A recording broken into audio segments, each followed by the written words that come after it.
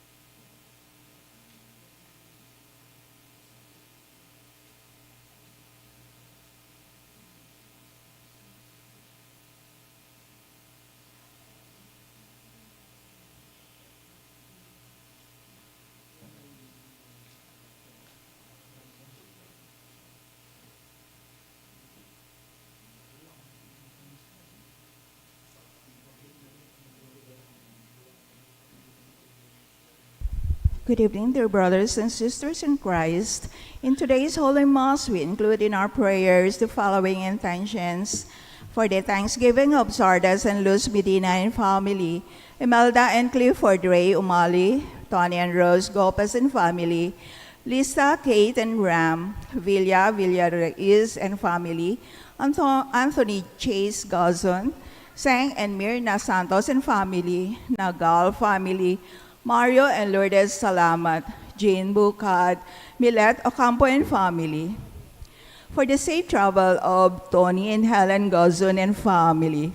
For the special intentions of Mary Manette Pineda, Nelson Dampil, Joselito Garcia, Dick and Helen Galang, Ella Gomez, Eleanor Ventura, Jonel Pamintuan, Pauline Dairit, Socorro Garment family, Camille Angelica Nuki, Benedict Gerald Razon, Katrina Camille Gozon, Micaela Verni San Pedro, Patricia Ferranda, Romel and Lori Medina, Victoria Alfonso, Salvalosa family.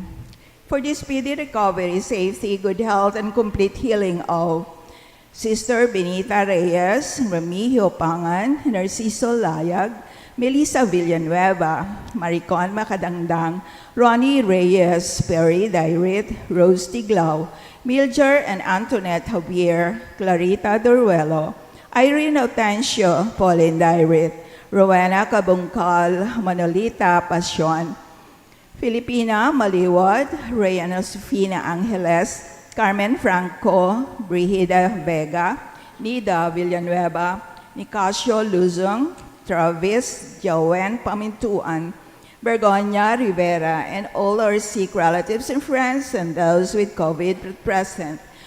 For the guidance and protection of the Holy Spirit, for the family of Annie Razon, family of Antonia and Josefina Guevara, family of Alfredo Jr. and Amelia Julian, family of Bert and Angie Bautista, family of Imelda and Clifford Ray Umali, family of Eusebio and Norma, family of Andrea David, for the eternal repose of the souls of Manuel, Teresita, Mark Louie, Juanita, Cesar, Marian, Merla, and Olga, Mark Romuald, Mario, Arsenia, Rodolfo and Siriaco, Emiliano and Nieves, Perfecto and Paz, Jose, Trina and Perla, Benedicto and Rodrigo, Victoria, Jernan, Walter, Felicidad, Lionel, Wilma, Oscar, Oliva, Honorato, Daisy, Cecilia, Cesar, Dr. Kenneth, Tristan,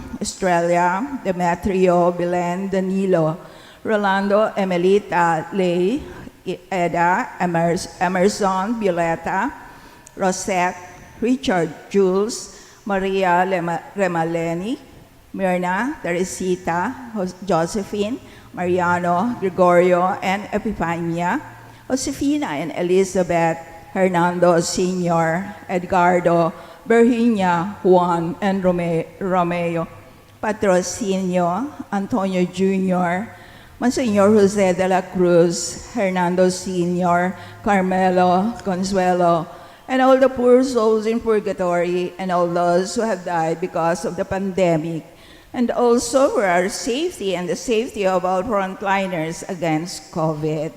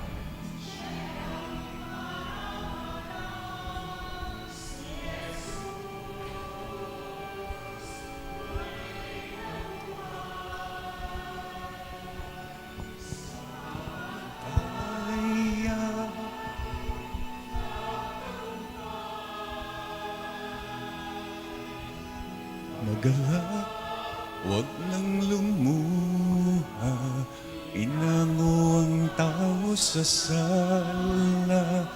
Kristo Jesus, tunay tunay kang hari, kami sa'yo'y nagpupuri sa krus. Ika'y namatay, ngunit muli kang nabuhay. Alleluia, alleluia, alleluia.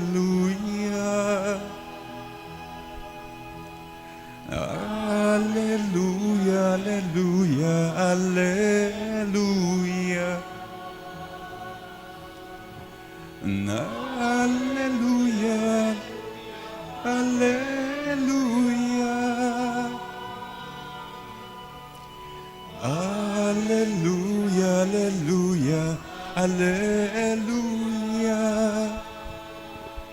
In the name of the Father, and of the Son, and of the Holy Spirit. Amen. The grace of our Lord Jesus Christ, and the love of God, and the communion of the Holy Spirit be with you all. And with your spirit. We are celebrating today the feast of Saint Stanislaus, a bishop and a martyr saint. Let's prepare ourselves to celebrate the sacred mysteries by acknowledging our sins. I confess To Almighty God and to you, my brothers and sisters, that I have greatly sinned in my thoughts and in my words, in what I have done and in what I have failed to do. Through my fault, through my fault, through my most grievous fault. Therefore I ask the Blessed Mary, ever Virgin, all the angels and saints, and you, my brothers and sisters, to pray for me to the Lord our God. May Almighty God have mercy on us, forgive us our sins, and bring us to everlasting life. Amen.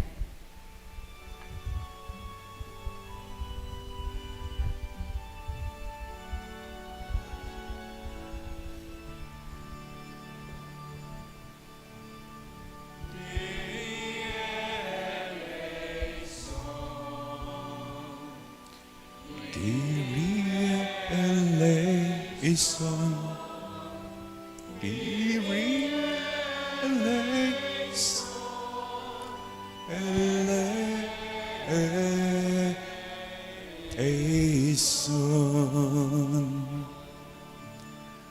Christe eleison, Christe eleison, Christe eleison, eleison.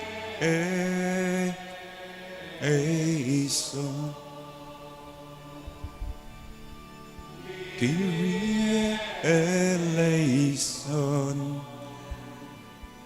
Kyrie eleison, Kyrie eleison, eleison.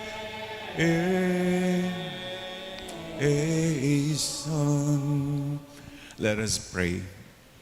O God, for whose honor the Bishop Saint Stanislaus fell beneath the swords of his persecutors, grant, we pray, that we may persevere strong in faith even until death.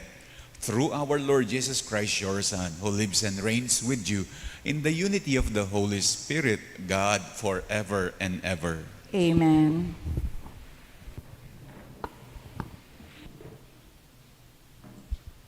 We now listen to the Word of God.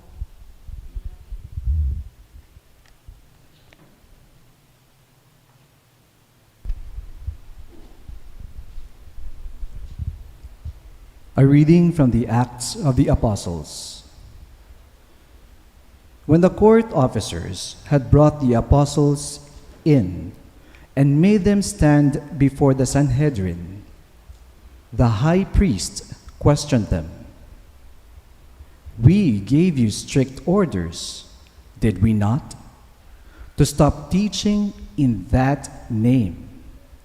Yet You have filled Jerusalem with your teaching and want to bring this man's blood upon us. But Peter and the apostles said in reply, We must obey God rather than men.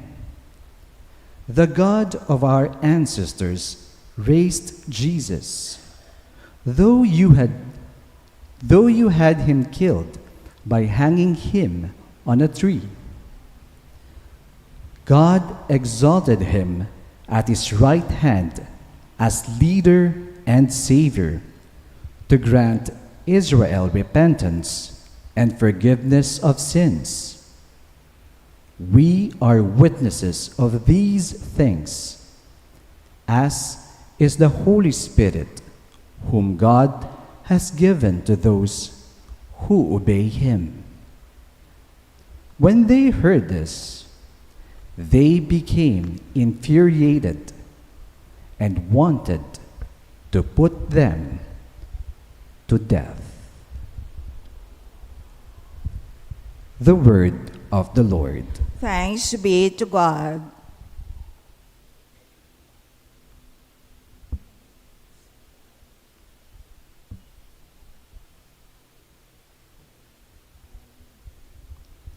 In our responsorial psalm, let our response be, The Lord hears the cry of the poor. The Lord hears the cry of the poor. I will bless the Lord at all times. His praise shall be ever in my mouth. Taste and see the goodness of the Lord is. Blessed the man who takes refuge in him. The Lord hears the cry of the poor. The Lord confronts the evildoers to destroy remembrance of them from the earth. When the just cry out, the Lord hears them, and from all their distress, He rescues them. The Lord hears the cry of the poor. The Lord is close to the brokenhearted, and those who are crushed in spirit, He saves. Many are the troubles of the just man, but out of them all the Lord delivers him. The Lord hears the cry of the poor. Please all rise to honor the Holy Gospel.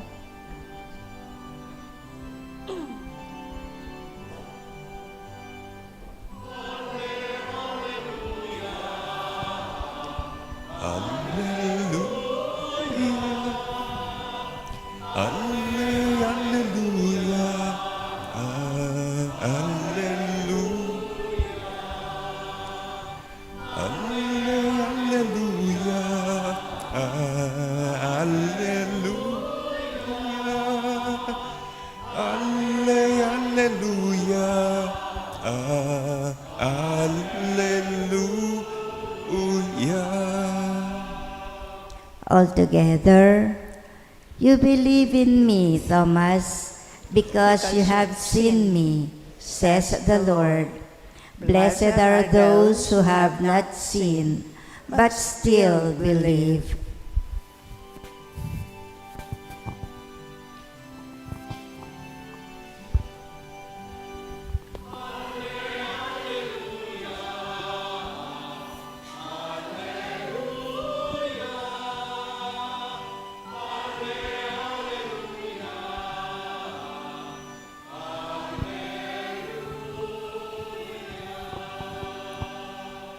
The Lord be with you. And with your spirit. A reading from the Holy Gospel according to John. Glory to you, O Lord. The one who comes from above is above all. The one who is of the earth is earthly and speaks of earthly things. But the one who comes from heaven is above all. He testifies to what he has seen and heard. but no one accept his testimony. Whoever does not accept his testimony certifies that God is trustworthy, for the one whom God sent speaks the words of God. He does not ration his gift of the Spirit. The Father loves the Son and has given everything over to him. And whoever believes in the Son has eternal life. But whoever disobeys the Son will not see life, but the wrath of God remains upon him. My dear brothers and sisters, the Gospel of the Lord. Praise to you, Lord Jesus Christ. Habang binabasa ko ang Ebanghelyo, ang pumapasok sa isip ko, kaswelo na naman ning bugtong ng anak, the one, the only begotten Son. Ang swerte naman ng only begotten Son. Kasi ang sabi ng Ebanghelyo, ing bugtong ng anak, migit yakaring sabla. Eya maswelo kanita. The only begotten Son is above all. Sabi ng Ebanghelyo, imbugtong ng anak, magsalita yakaring amano ng Diyos. The only begotten Son speaks only the words of God. Eya, maswerte ka niyan. Sabi ng Ebanghelyo, binigay ang lahat sa bugtong niyang anak. Ang lahat-lahat, ing sablang bagay. The Father has given everything to the only begotten Son. Eya kanu bukod siyang pinagpala kanyan.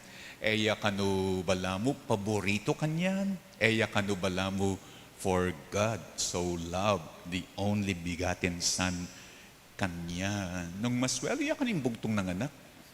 Kung maswerte ang only begotten Son, paano naman tayo? Hindi tayo bugtong ng anak. Hindi rin tayo only begotten Son. Ano tayo? Kawawa, hindi pinagpala, not so loved by God. Kasi hindi tayo katulad ng only begotten Son. We are not above all. Hindi tayo katulad ng only begotten Son. We do not speak only the words of God. Di tayo katulad ng only begotten Son. He has not given everything to us. Sa unang tingin, parang ganyan nga ang only begotten Son lang, parang ang pinagpala, and the rest of us, mga hindi pinagpala. Sa unang tingin, parang for God so loved only the begotten Son, not us. Not us. Pero kung titignan natin ulit, sa pangalawang tingin, actually, today's gospel is a continuation of the yesterday's gospel. Kung nagsimba kayo kahapon, it is what the gospel yesterday that tells us, that assures us today, na tayong hindi only begotten Son, hindi tayo mga kawawa, tayong mga hindi only begotten Son, mga swerte din tayo, mga pinagpala din tayo, kahit hindi tayo higit sa lahat, kahit hindi tayo nagsasalita sa mga salita ng Diyos lamang, kahit hindi binigay ang lahat sa atin ng Diyos Ama. Yes, today's gospel, as if it shows God so loved the only begotten Son. Pero kahapon, ang sinasabi ng gospel, for God so loved the world. For God so loved the world, He sent His only begotten Son. He sent His only begotten Son that He so loved. Yun ang ngayon. For God so loved the only begotten Son, but God sent the only begotten Son that He so loved to the world. So, nung kanong ingpeka kaluguran ng only begotten Son, pedalane king yato nanong buri ng sabyanita. Kawawa tayo, hindi tayo pinagpala, nakatamo paborito, Well, it's the other way around. Therefore, if the only begotten Son that He has so loved sent to the world, isa lang ang ibig sabihin, God must have loved, God must have so loved the world as well. God must have so loved us as well. In Ebanghelyo tamong yan, it ends with this. Sabi niya, whoever believes in the only begotten Son has eternal life. If we who believe in the only begotten Son has eternal life, therefore God must have so loved us as well, because He has given the most important thing, the eternal life. So, kayo maiinggit nung only begotten Son is above all of us and has everything above us. But the point is, He sent to the world. God sent His only begotten Son to us, to the world. Buri nang sabyan, ing peka paborito na pepadala ni kaya katamo, buri nang sabyan, paborito na katamo mo naman. He will never send His only begotten Son that He so loved nung ene kaluguran ing yato. So, bala mo mawari, ban apakit na nung makanano katindi ing lugod na ning apong Ginoo king yato. This is the proof. The only begotten Son that He so loved, He sent it to the world. He sent Him to the world.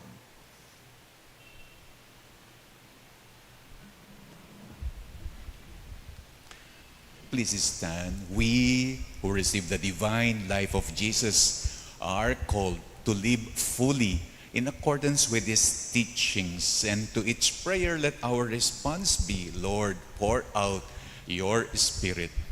Lord, pour out your Spirit. That the Church, through its leaders, may take up with courage the challenge of constant conversion and renewal. Let us pray to the Lord. Lord, pour out your Spirit. That the state may be committed in its effort to bring quality services to the citizenry. Let us pray to the Lord. Lord, pour out your Spirit. That we may never close our hearts to those in need, but consciously involve ourselves in Christ's work of healing and reconciling. Let us pray to the Lord. Lord, pour out your Spirit. That all who are struck with incurable disease may be strengthened in their faith. Let us pray to the Lord. Lord, pour out your Spirit.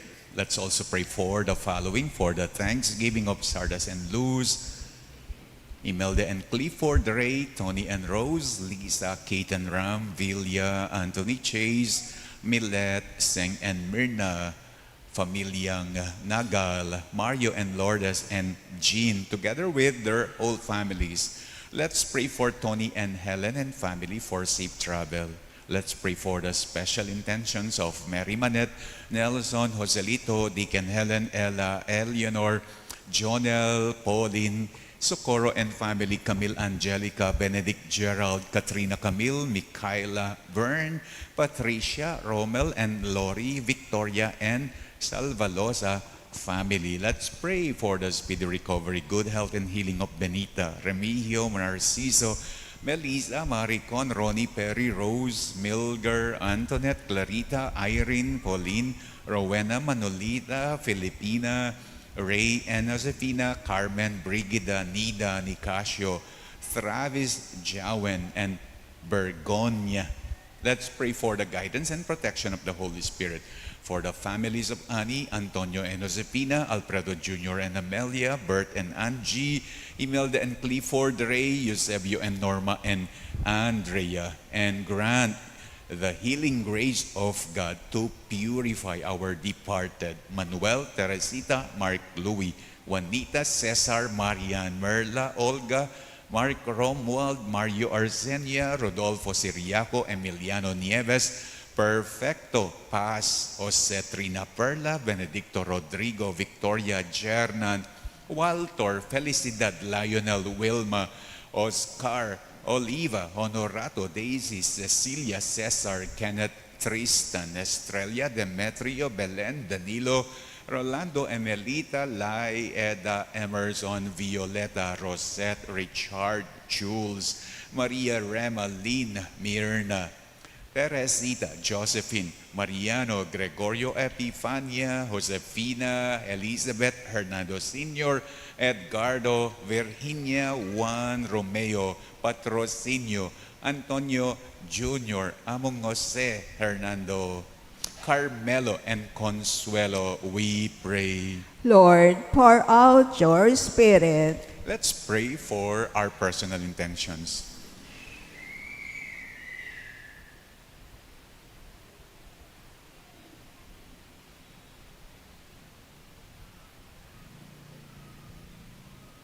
Father, your only Son took on human life in order to share your divine life with us. Grant us faith to believe firmly in Him, that we may always live responsibly as your children. We ask this through Christ our Lord. Amen.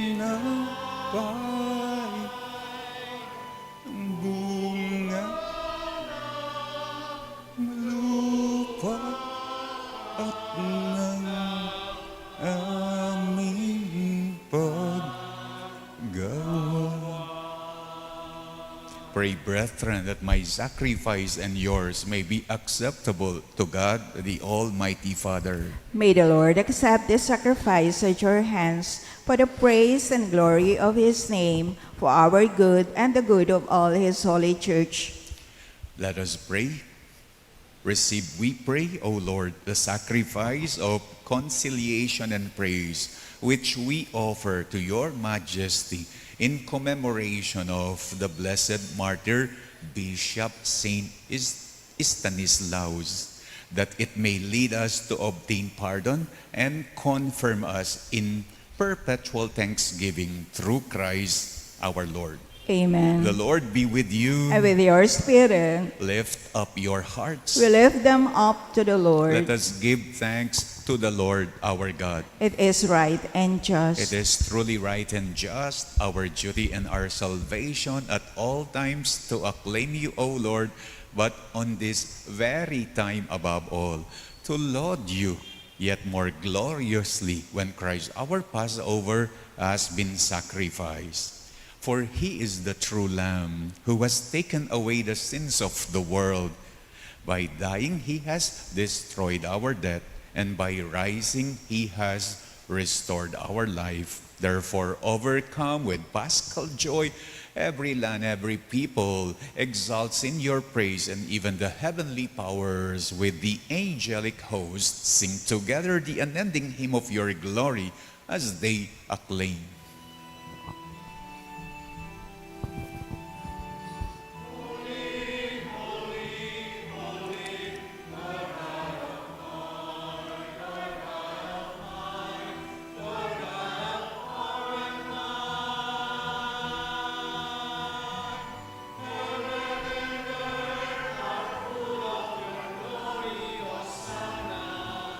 In the highest, Hosanna, Hosanna, Hosanna, the highest.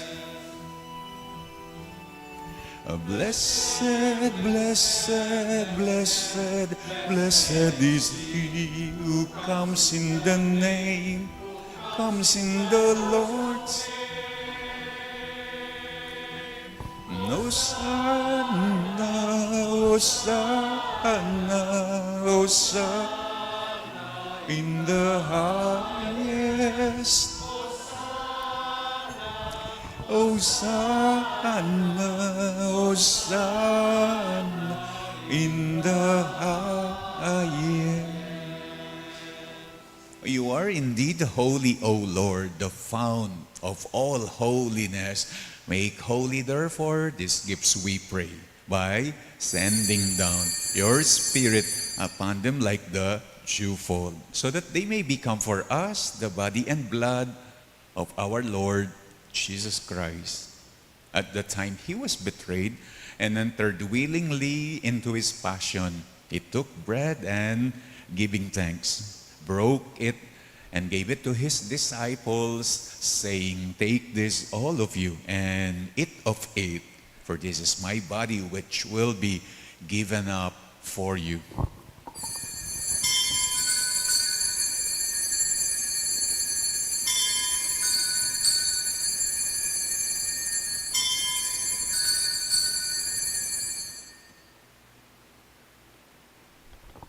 In a similar way, when supper was ended, he took the chalice and once more, giving thanks, gave it to his disciples, saying, "Take this, all of you, and drink from it. For this is the chalice of my blood, the blood of the new and eternal covenant, which will be poured out for you and for many for the forgiveness of sins. Do this in memory of me."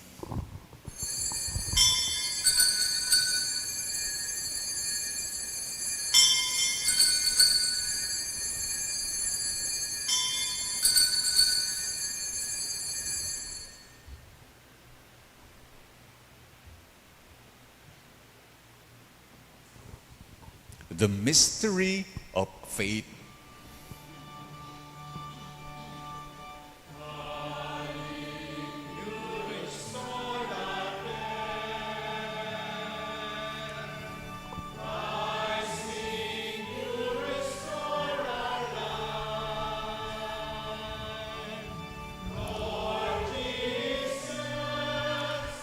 Lord Jesus, come in glory. Therefore, as we celebrate the memorial of his death and resurrection, we offer you, Lord, the bread of life and the chalice of salvation, giving thanks that you have held us worthy to be in your presence and minister to you. Humbly we pray that partaking of the body and blood of Christ, we may be gathered into one by the Holy Spirit. Remember, Lord, your church is spread throughout the world, and bring her to the fullness of charity, together with Francis, our Pope, Florentino, our Bishop, and all the clergy. Remember our brothers and sisters who have fallen asleep in the hope of the resurrection, and all who have died in your mercy. welcome them into the light of your face. Have mercy on us all, we pray, that with the Blessed Virgin Mary, Mother of God, with Blessed Joseph, her spouse, with the blessed apostles and all the saints who have pleased you throughout the ages, we may merit to be co-heirs to eternal life, and may praise and glorify you through your Son, Jesus Christ. Through him, and with him, and in him, O God, Almighty Father, in the unity of the Holy Spirit, all glory and honor is yours forever and ever.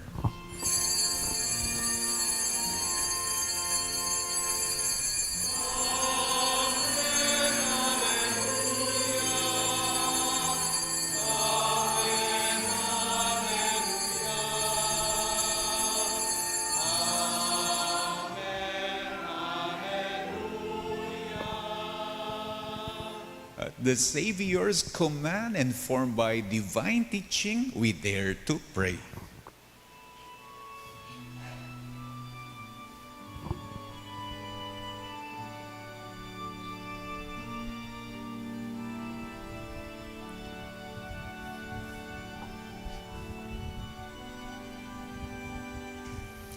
Our Father, who art in heaven, hallowed be thy name. Thy kingdom come, thy will be done, on earth as it is in heaven. Give us this day our daily bread, and forgive us our trespasses, and as we who trespass against us, and lead us not into temptation, but deliver us from evil.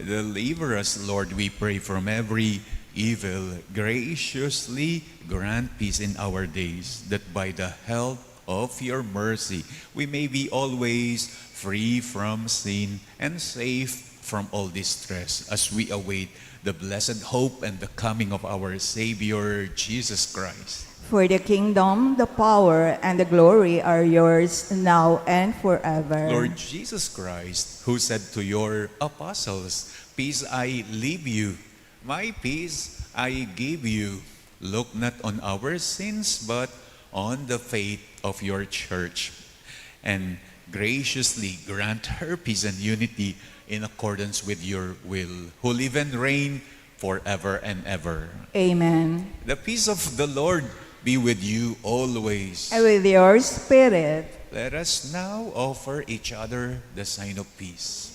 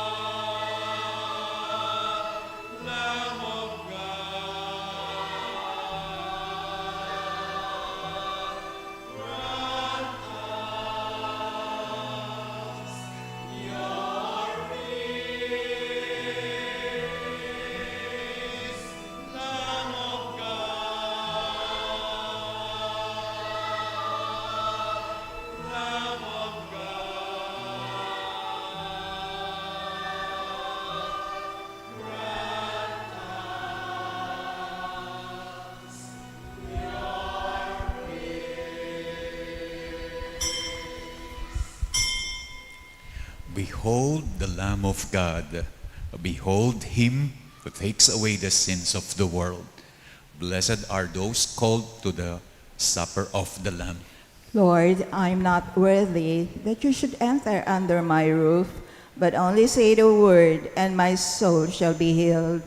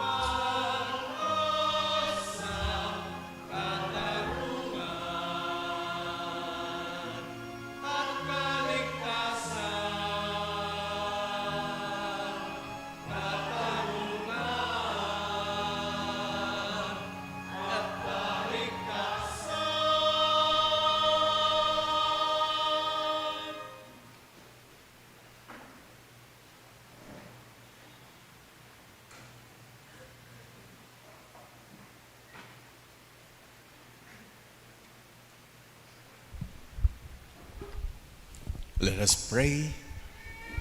We have received your heavenly gifts, rejoicing at this feast day, O Lord. Grant, we pray, that we, who in this divine banquet proclaim the death of your Son, may merit to be partakers with the holy martyrs in his resurrection and his glory, who lives and reigns forever and ever. Amen. The Lord be with you, And with your spirit. and may the Almighty God bless you, the Father, the Son, and the Holy Spirit. Amen. Our celebration is now over. Go in the peace of Christ. Alleluia, alleluia. Thanks be to God. Alleluia, alleluia.